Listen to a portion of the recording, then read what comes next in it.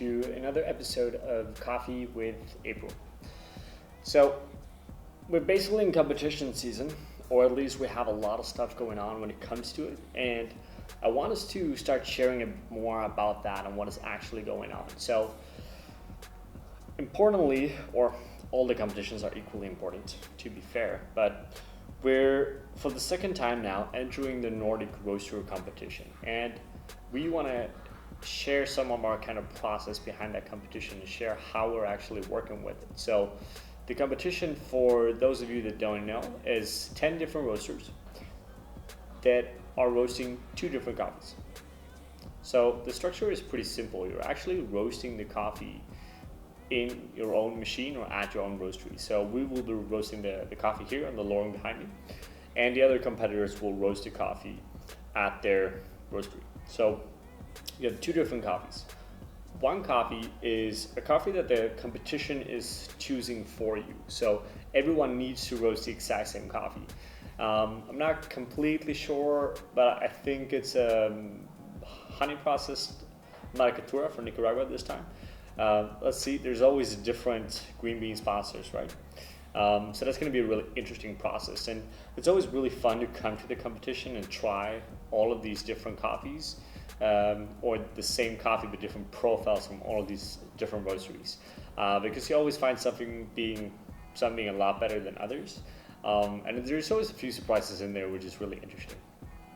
The second coffee in the competition is a Pacamara varietal. So they give you a varietal, and then it's basically up to you to choose whatever you want to do in terms of processing, origin, and so on and so on.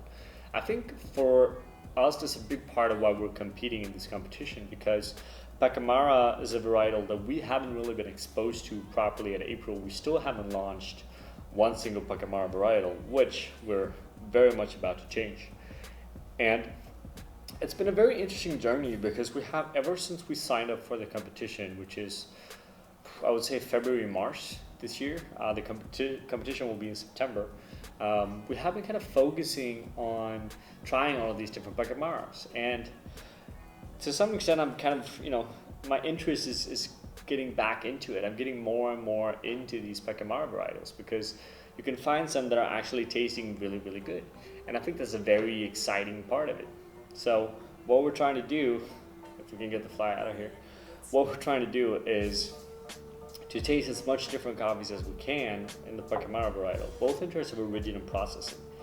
And I think we're up about 20 different Pacamaras now, everything from Panama, the Best of Panama winners, Guatemalan Pacamaras, Nicaraguan Pacamaras, El Salvadorian Pacamaras, wash processed, honey processed, natural processed, all kind of different ones. And we've been working with these coffees now alongside our production for quite some time, mainly trying them in sample conditions. And we made a first kind of selections of a few Pacamaras that we're gonna move forward with now and start roasting. Some of them will go into production as well before the competition. And at the time of competition, all the coffees will be available as part of the rules, so you will be able to actually buy it. But it's a really interesting concept, and I think it's fun for us to keep on exploring these varietals that we normally don't really get to connect with properly. So what we want to try to do is actually, with these videos, through these videos, show more about what we're learning about Pacamara as we go. And Pacamara, for those of you that don't know, is a hybrid varietal. It's famous for having really large, low density beans. It's basically a mix of Pacas and Mariogape, merging together. I think mainly famous to El Salvador, but you can really find it all over Central America these days. It's a flavor profile that is usually pretty herbal. It can be pretty chocolatey as well. It's hard to find layered, complex Pacamaras, I found more and more, but well, it's not. It's actually not. I just didn't know where to look for it, and now I know, because truth be told, I have been trying some really, really solid ones. I don't want to reveal too much yet. We're going to go into that later on, but I can say that as with almost all of the coffees that The fancy coffees that are winning competitions and are priced crazy high are very rarely the best tasting coffees, and I think I found this with our kind of Pacamara journey as well.